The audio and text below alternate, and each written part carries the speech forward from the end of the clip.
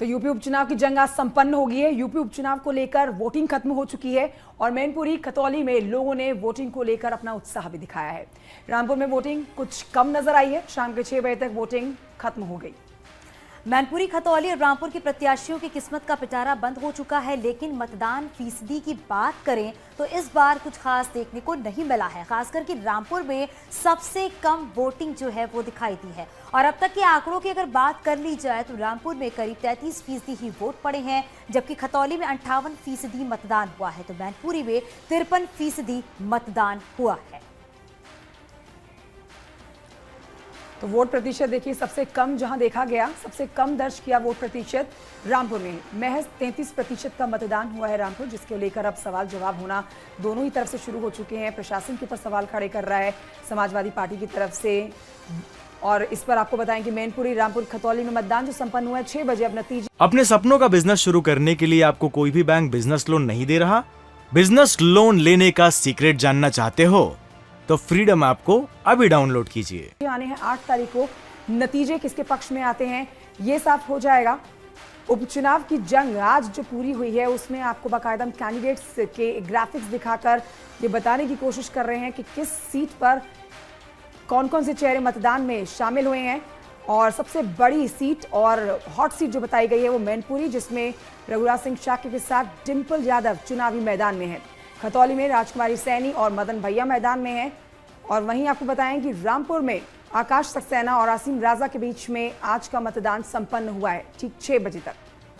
तो आज का दिन इसलिए भी खास क्योंकि आज उपचुनाव के लिए मतदान तो हो चुके हैं और अब इंतजार 8 दिसंबर के किया जा रहा है कि 8 दिसंबर को जब नतीजे आएंगे तो क्या कुछ होगा।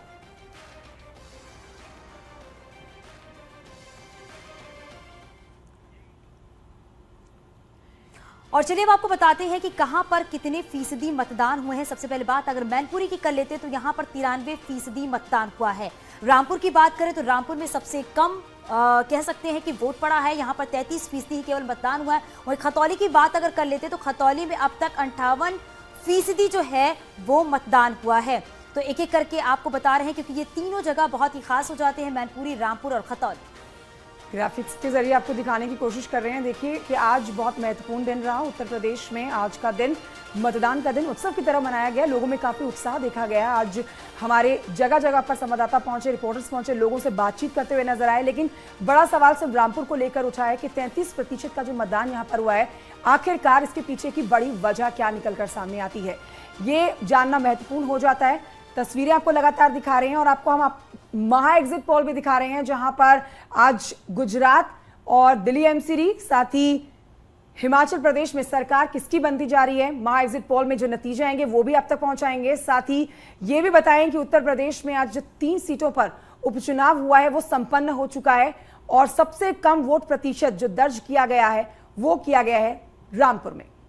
तो यूपी में उपचुनाव तो हो चुका है और इंतजार अब रिजल्ट का किया जा रहा है कि आखिरकार मैनपुरी की जनता या फिर बात रामपुर की जनता की करे या फिर खतौली की जनता, किसे आखिरकार जीत मिलेगी, किसी हार मिलेगी, इस बात का इंतजार करना होगा। लेकिन आज उपचुनाव की अगर बात करें तो लोगों ने बढ़ चढ़ के अपने मतदान का अपना वोट कास्ट किया है और साथ ही साथ ये भी है कि ये जो सीधा मुकाबला देखा जा रहा है वो बीजेपी और समाजवादी पार्टी में देखा जा रहा है, क्योंकि मैनपुरी की सीट काफी अहम हो जाती है क्योंकि यहाँ से नेताजी की बहू डिंपल यादव जो है वो चुनावी मैदान में है। वही बात अगर बीजेपी की तरफ से किया जाए तो रघुराज शाक्य जो है वो चुनावी मैदान में है। हालांकि मैनपुरी की जनता किसी अपना वोट दिया है, इस बात का इंतजार करना होगा क्योंकि उम्मीदवारों की किस्मत जो है वो ईवीएम में कैद हो चुकी है और इंतजार सिर्फ 8 दिसंबर का किया जा रहा है कि 8 दिसंबर को किसकी जीत होगी, किसकी हार होगी। वही बात अगर रामपुर की कर ली जाए तो ये रामपुर की सीट जो है वो आजम खां की सदस्यता रद्द की गई थी, उसके बाद यहाँ पर उपचुनाव हो रहा है और समाजवादी पार्टी की तरफ से आसिम रजा जो है वो उम्मीदवार हैं। तो वहीं आसिम रजा के साथ ही देखा जा रहा है कि बीजेपी की तरफ से आकाश सक्सेना जो है वो चुनावी मैदान में है। खतौली की सीट जो है क्योंकि विक्रम सैनी जो है उनकी सदस्यता खत्म हो गई थी, रद्द हो गई थी उनकी सदस्यता, उसके बाद यहां पर उपचुनाव कराया जा रहा है। तो ये 3 सीटें काफी अहम हैं और इन तीनों सीटों पर सबकी निगाहें टिकी हुई हैं क्योंकि देखा जा रहा है जातीय समीकरण बैठाने की भी बात की जा रही है। हालांकि अखिलेश यादव की तरफ से तो ये कहना है कि मैनपुरी का जो चुनाव हो रहा है वो नेताजी का चुनाव है। और नेताजी ने जो काम किए हैं मैनपुरी में, जनता उसके आधार पर वोट कर रही है। हालांकि ये तो आने वाला वक्त ही बताएगा कि किसकी जीत होगी, किसकी हार होगी, मैनपुरी की जनता क्या चाहती है, क्या वाकई नेताजी के नाम पर वोट पड़ा है या नहीं हुआ है, जनता क्या चाहती है, ये आने वाला वक्त बताएगा। लेकिन जो ये 3 जगहों पर मतदान हुए हैं वो काफी अहम हो जाते हैं और आपको एक एक करके भी हमने आपको बताया कि कहां पर कितने फीसदी मतदान हुए हैं।